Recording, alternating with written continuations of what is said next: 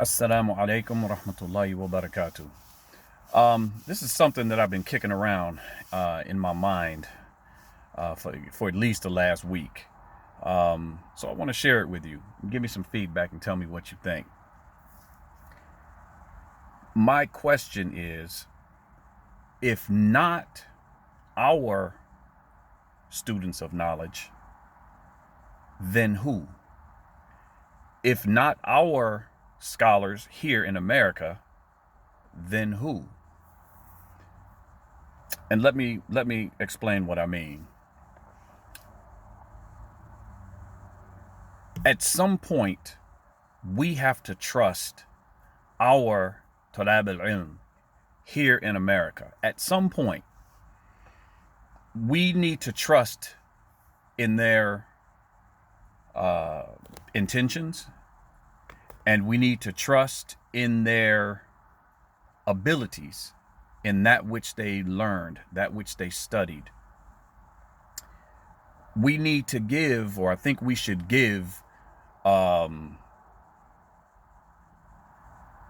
some level of praise or raising up of those who have Islamic academic achievement. Doesn't mean necessarily or specifically or relegated to universities, but those who have traveled, those who have completed programs and have shown academic success. I think we should give them some level of respect. Brothers who go or who are from other countries, travel to wherever they study, come back to their country, are normally received with some level of respect. They're giving some level of, I don't want to say prestige, but they are given their due respect and their due level, and they are afforded the opportunity to do what they have been trained to do. We don't seem to do that with our students in America. I think this is something that we need to revisit. We need to look at it and rethink our process. We have certain problems, we have issues here in America that are most salient to us. Who better to address these issues than those people of knowledge who are from us?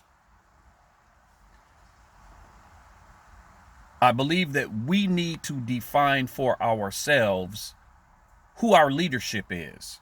We need to define for ourselves who our students are, who our sheikhs are, who our ulama are. Do we have an alim here? How many do we have? I think first and foremost, these terms need to be defined, because like the term sheikh, this term is thrown around. There's a lughawi understanding of the term sheikh, and then there's a shari'i understanding of the term sheikh. I'm sure there's a definition of the term alim in the sharia, in the sunnah, that it's defined.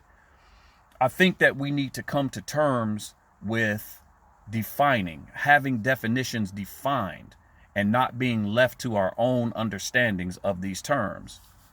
Once we have understandings and definitions from the Quran and the Sunnah, how it's understood from the language, how it's understood amongst Ahl al-Ilm, the people of knowledge, then we can begin to look at who we have here in America and say, who fits the criteria or the bill for these terms? How do we know the individual callers' levels? I think that those talab al-ilm here in America who have access to the kibar ulama in whatever country, need to reach back and say, look, we need to have some defining of terms. Not define these terms themselves, but have connection to those major scholars. Reach back and say, help us understand these terms properly, and disseminate that information to the lay person. You know, I noticed that brothers from Philly, they call everybody sheikh. We understand everybody's not a sheikh, but they use that term as a term of endearment. I understand that.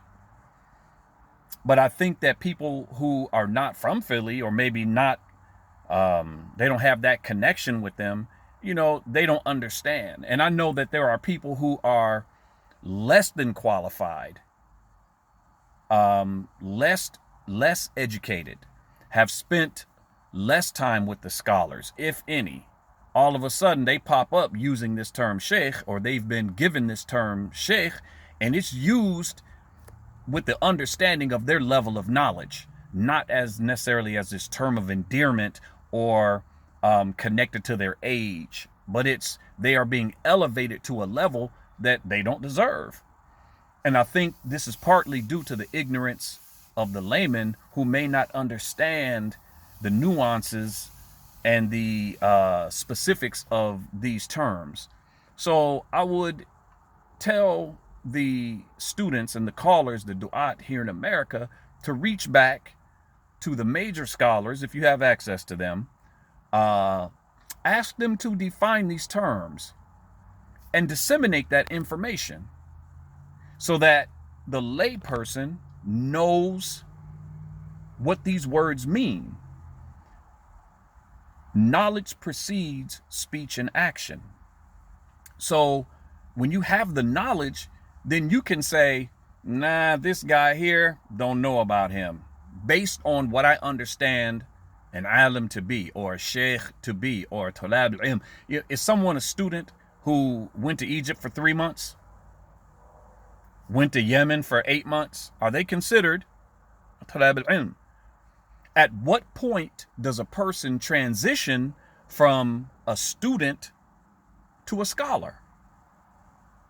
What is the criteria to be considered a scholar?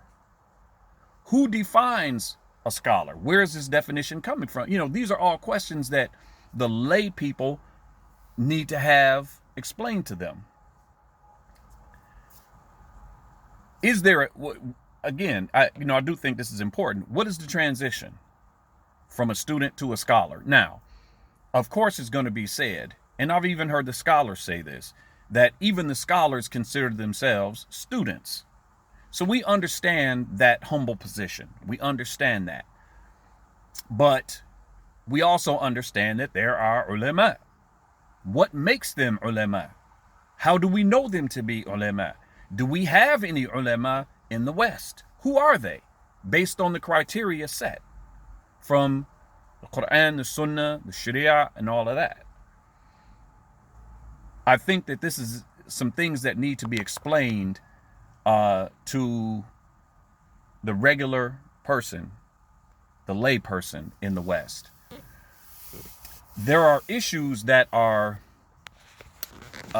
more salient to the ummah in America, in specific, that we need to have addressed. We need to understand postmodernist thought. We need to understand moral relativism. We need to understand this neo-hyper-liberalism and how it affects the Muslims today. Feminism and all of these different isms and man-made ideologies that are affecting the Muslims. Normally pushed and promoted and infiltrated through academia. Those Muslims who attend the universities, if you're not careful, they will strip your Islam from you.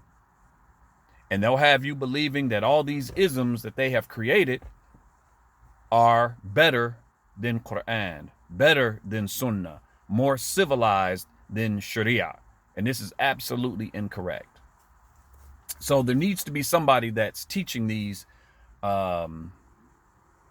against rather these different ideologies. These ideologies are things that I came into contact with in college, in undergrad, and in graduate school.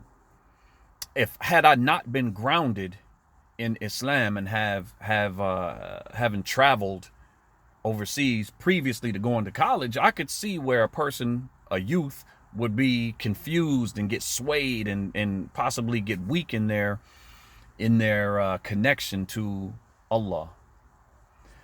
I think something else that needs to be understood is that although we have universal issues that are most important, pertinent, and salient to the ummah as a whole, again, we're talking this postmodernist thought, this moral relativism, neoliberalism, and how these things affect us. But there are also issues that are pertinent to specific demographics that need to be addressed, I believe, first and foremost, by those learned brothers who are from those demographics.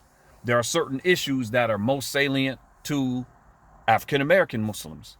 There are issues that are most pertinent and important to our brothers in the Latino community or the Asian community. Who else better to address those issues, or knowing how to word those issues to ask those major scholars, than the people that are from those demographics? That is not asabiya. That is not ta'assub. That is not calling to nationalism. I call it tactical da'wah.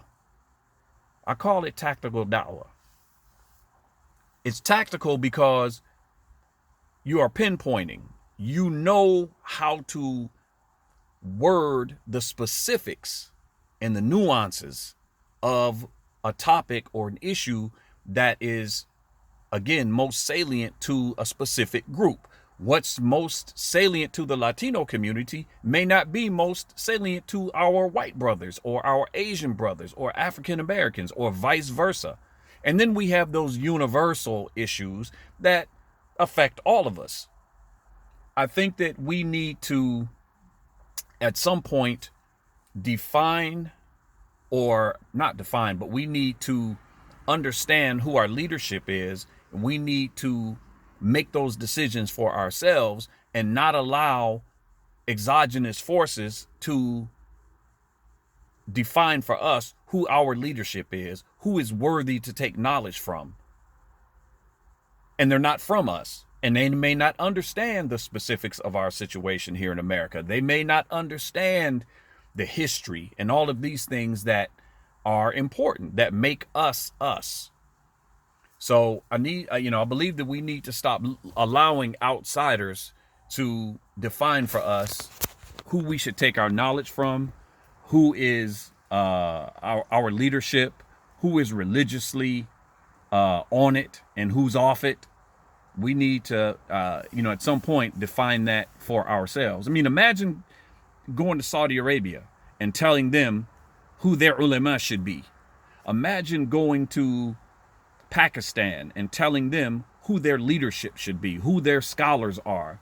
Imagine going to Yemen and telling them who their scholars are. We would be looked at like we were crazy. We would be laughed at. But here in America, we seem to be told by everybody else who we can and who we can't take knowledge from. As if, let me see, how do I want to word this? Everybody has shortcomings. Everybody makes mistakes. Everybody has mistakes. Our students here in America, Lord forbid they misspeak. Lord forbid they make a mistake or hold a position that's not popular. They're definitely warned against. Name me, and I know this statement is probably going to raise some eyebrows, but it's the haq. Who from the African American graduates of the universities has not been warned against? Who from the African American students who have graduated have not been warned against. Have not. I'm not saying there's not any, but please, in the comment section, type their name. Well-known Talab al-Ilm, well-known students who have graduated, that we know make da'wah, that have been given da'wah, that have not been warned against, even for the most minor of mistakes. Again, we're allowing others to define for us who our scholars are, who we should be taking knowledge from. And I think this is one of the biggest problems that we have. We need to define for ourselves based on the Quran, based on the Sunnah, based on the guidance from our major scholars who traversed that and survived the rigors of academia, of whatever program they were in, and they successfully graduated or passed, and they are worthy to take knowledge from.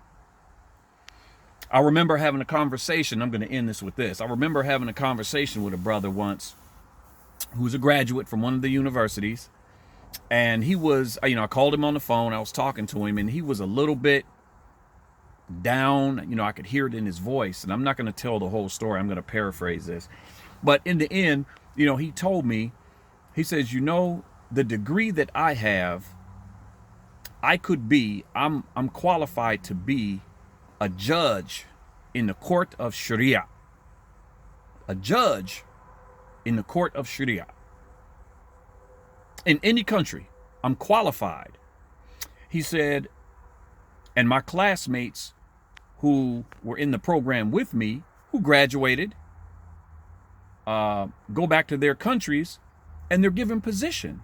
They're afforded the opportunity to benefit the people with that which they have been trained in. They're given respect, as they should be. He said, but I returned back to America only to be attacked, only to be told that I'm less than, given no respect. And we find that amongst the Muslims in the West, and we find that level of attack many times against the African American du'at in specific. If you say I'm wrong, then bring me something. As I said before, name me African American graduate that has never been attacked by the status quo. I don't know. But that seems to be the pattern, that seems to be the trend since the 90s. Since the 90s. We need to define for ourselves who our leadership will be, who our scholars are. Again, not based on personalities, not based on this is my man, not based on this is my dude, not based on he's from my hood, not based on he's from my city or from my state or we grew up together, but based on knowledge, based on Quran and Sunnah, based on actions, based on the recommendation of Ahl al-Ilm. And then from there, whoever attacks them, we repel that attack, regardless of color, regardless of any of that. Those people from us here in America who are qualified to teach, that's who we roll with in regards to issues that are specific to us, because they understand our situation, because they're from us. Here in America, broken down into the different demographics. Those people from the Latino community, they have their own scholarship. The African American community, they have their scholarship. All upon the same thing, the Quran and the Sunnah, and the understanding of the Salaf as-Salih. So we're not calling to nationalism. I'm not calling to tribalism. I'm not calling to any of that. But we need to have some defined leadership and some organization here in order to get things done in America, specifically for the Muslims. The Muslims should be that shining light, not just for ourselves, but for all Americans, they should see good from us. They should see hard work from us. They should see that the Muslims are on point, and that Islam thing, it's doing something. It says something, calling people to good. Stop all the infighting. Stop all the videos against this person and against that person. All right, I'm going to leave it there. Please subscribe, comment. I look forward to reading comments. I do my best to respond to comments. And I hope everyone is having a blessed Sunday. I just left the gym working out early morning. And so far, it's a good day. Barakallahu feekum. Jazakum Allahu khairan. Assalamu alaikum wa rahmatullahi wa barakatuh.